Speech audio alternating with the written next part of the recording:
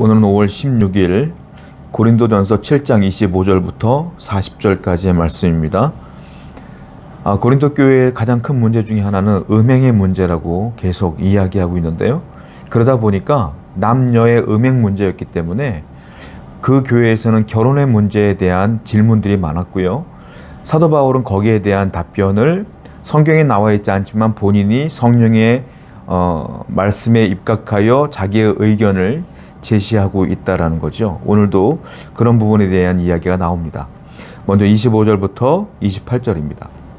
처녀에 대하여는 내가 주께 받은 계명이 없으되 주의 자비하심을 받아서 충성스러운 자가 된 내가 의견을 말하노니 내 생각에는 이것이 좋으니 곧 임박한 환난으로 말미암아 사람이 그냥 지내는 것이 좋으니라. 네가 아내에게 매였느냐 노이기를 구하지 말며 아내에게서 노였느냐 아내를 구하지 말라. 그러나 장가가도 죄짓는 것이 아니요 처녀가 시집가도 죄짓는 것이 아니로되 이런 이들은 육신의 고난이 있으리니 나는 너희를 아끼노라. 처녀에 관한 처녀가 결혼해도 되는 것인지 독신으로 사는 게 맞는 것인지에 대한 이야기는 주께 받은 계명이 없다라고 바울이 얘기해요. 그러나 나는 하나님의 뜻을 아는 자로서 하나님의 마음을 아는 자로서 충실하게 답변을 해보겠다라고 이야기를 하면서 독신 여성에 대한 결혼관에 대해서 이야기를 한다는 것이죠.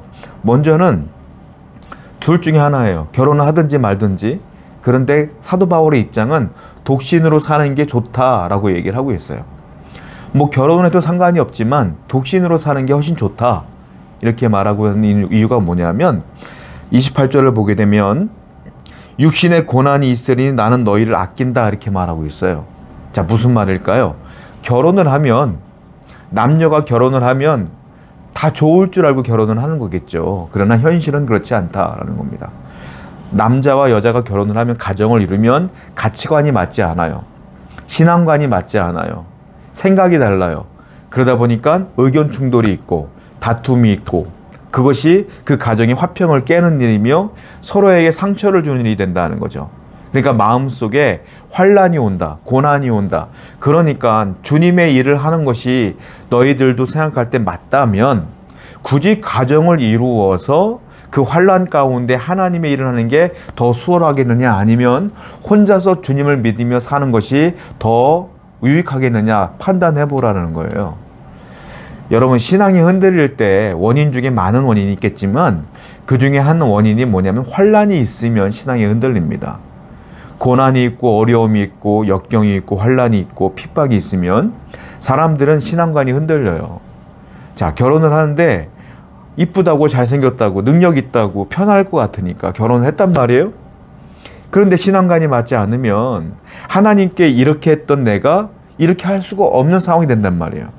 그러면 어떻게 되느냐? 신앙관이 흔들린다. 환난이 있다. 고난이 있다. 여러분 신앙은 뭐냐면 환난이 있거나 고난이 있거나 상관하지 아니하며 주님을 바라보는 것이 신앙이 좋은 겁니다. 가정을 이루었습니까? 가정을 이루었으면 그 가정이 하나님을 향하여 나갈 수 있도록 서로 기도하며 부부가 서로 간에 애쓰며 나아가야 될 줄로 알아요. 그것이 좋은 결혼이다 라는 것이죠. 그것이 어렵다면 결혼하지 말라 라고 바울은 처녀들에게 얘기하고 있다는 겁니다. 29절부터 31절입니다. 형제들아 내가 이 말을 하노니 그때가 단축하여진 고로 이후부터 안에 있는 자들은 없는 자 같이 하며 우는 자들은 울지 않는 자 같이 하며 기쁜 자들은 기쁘지 않은 자 같이 하며 매매하는 자들은 없는 자 같이 하며 세상 물건을 쓰는 자들은 다 쓰지 못하는 자 같이 하라. 이 세상의 외형은 지나갑니다. 자, 뭐라고 말합니까? 자, 이 말을 하노니 그때가 단축되어졌다 이렇게 말하겠어요? 그때는 언제를 말합니까? 예수님의 재림을 말해요. 종말을 말해요. 그러니까 바울이 결혼하지 말라 독신으로 살라라고 말하는 이유 중에 하나가 뭐냐면 재림은 가까워진다. 종말은 가까워지기 때문이다 라고 말하고 있고요. 31절을 보니까 우는 자들은 울지 않는 자 같이 하라. 기쁜 자들은 기쁘지 않은 자 같이 하라. 이 말은 무슨 말이에요? 31절에 왜 이 세상의 외형은 지나감이라. 그러니까 세상은 가만히 있는 게 아니에요. 세상은 흘러가요. 세월이 흘러가면서 영원이라는 것과 대치되는 거예요. 이렇게 바뀌어지는 거예요. 그러니까 사람들은 뭐예요? 이 세상을 바라봐요. 외형을 바라봐요. 이것이 최고인 줄 알아요. 이것이 전부인 줄 알아요. 그런데 이 세상은 세월이 흘러가면서 지나가고 있고요. 저 멀리 있었던 것 같은 영원한 것들은 점점 다가오고 있다는 거예요. 무슨 말이에요? 나는 죽어간다는 말이에요. 여러분들이 세월이 흘러가면 한 살 한 살 먹어가며 죽어가는 거예요. 서서히. 그러면서 영원, 멀어져 보였던 그 영혼이 점점 가까워지는 거예요. 종말은 가까워지는 거예요. 주님의 재림은 가까워지는 거예요. 그러니까 바울이 말하는 거예요. 그러니까 이 결혼이라고 하는 외형적인 것들은 전부가 아니야. 언젠간 끝나게 돼 있어. 여기서 왜 주님을 향하여 열정들을, 여기서 왜 환난을 당하면서 주님을 향한 믿음을 식히면서 믿음이 약해지면서 살겠느냐. 어차피 영원과 이 세상은 교차될 것인데, 그러니까 가능하면 주님만을 바라보며 살아라 라고 바울은 얘기하고 있는 것이다 라는 겁니다. 32절부터 35절입니다. 너희가 염려 없기를 원하노라. 장가가지 않은 자는 주의 일을 염려하여 어찌하여 주를 기쁘게 할까 하되, 장가간 자는 세상 일을 염려하며 어찌하여야 아내를 기쁘게 할까 하여 마음이 갈라지며, 시집가지 않은 자와 처녀는 주의 일을 염려하며 몸과 영을 다 거룩하게 하려되, 시집간 자는 세상 일을 염려하여 어찌하여야 남편을 기쁘게 할까 하느니라. 내가 이것을 말함은 너희의 유익을 위함이 아니요 너희에게 올무를 놓으려 함이 아니니, 오직 너희로 하여금 이치에 합당하게 하여 흐트러짐 없이 주를 섬기게 하려 함이라. 자, 바울이 독신을 계속 강조하는 이유를 또 얘기하고 있어요. 무엇입니까? 남자나 여자나 결혼을 하면 남편은 아내를 위하여, 아내는 남편을 위하여 잘 보이기 위해서, 잘하기 위해서 애를 쓴다라는 거예요. 그러니까 내가 마음이 하나인데 이 마음이 뭐라고 말합니까? 34절을 보니까 마음이 갈라지며 마음이 나뉘어진다는 거예요. 혼자 살 때는 주님만을 바라봤던 내 마음이 이젠 결혼을 하게 되면 가정을 꾸리게 되니까 아내에게 이 마음을 쏟아야 되며 남편에게 이 마음을 쏟아야 되고, 또 자녀가 생기면 자녀에게 이 마음을 쏟다 보면 하나님을 향한 열정과 마음이 식어질 수밖에 없고, 하나님을 향하여 시간을 할애했던 내 시간들이 이제는 가정으로, 남편에게, 아내에게, 자녀에게로 쏟아질 수밖에 없으니, 어찌 보면 하나님께서 보시기에는 신앙의 마음이 갈라진 것 아니겠느냐. 더 하나님께 나아갈 수가 없는 상황이 되니 가능하면 독신으로 있는 게 좋다라고 바울은 계속 혼자 살고 있는 여인들에게 이야기하고 있는 것이다 라는 겁니다. 그러니까 바울이 말하고 있는 모든 기준점은 뭐냐면 하나님이에요. 신앙입니다. 영원한 거예요. 이 세상의 것이 아니라 하나님 것을 기준으로 삼아서 판단을 하고 권면을 하고 있는 것이죠. 또 36절부터 38절입니다. 그러므로 만일 누가 자기의 약혼녀에 대한 행동이 합당하지 못한 줄로 생각할 때에 그 약혼녀의 혼기도 지나고 그같이 할 필요가 있거든 원하는 대로 하라. 그것은 죄 짓는 것이 아니니 그들로 결혼하게 하라. 그러나 그가 마음을 정하고 또 부득이한 일도 없고 자기 뜻대로 할 권리가 있어서 그 약혼녀를 그대로 두기를 하여도 잘하는 것이니라. 그러므로 결혼하는 자도 잘하거니와 결혼하지 않는 자는 더 잘하는 것이니라. 바울의 결론은 뭐냐면, 자, 혼기를 놓친 여인이 있어요. 그러니까 나이가 많은 여인이겠죠. 근데 그 여인이 부모가 생각할 때 너무 걱정스러워. 그럼 때마침 남자가 있어. 그럼 결혼을 시키라 이거예요. 그 여인도 결혼하기를 원하고 부모도 결혼을 시키기를 원하고 그 남자도 결혼하기를 원하면 결혼을 시켜라. 그건 죄 짓는 게 아니야 라고 말하고 있어요. 이제 바울이 말하는 것은 독신을 얘기하고 있지만 결혼해도 죄는 아니다. 문제될 건 없어. 잘하는 거야 라고 말하고 있어요. 그리고 또 37절을 보니까, 그런데 어떤 여인이 있는데 혼기를 놓쳤어요. 나이가 먹었어요. 근데 이 여인은 일부러 결혼을 안 하는 거야. 한마디로 독신주의야. 왜냐하면 하나님께 더 마음을 쏟기를 원해. 그러면 놔두라 이거예요. 혼자 살게 놔둬라.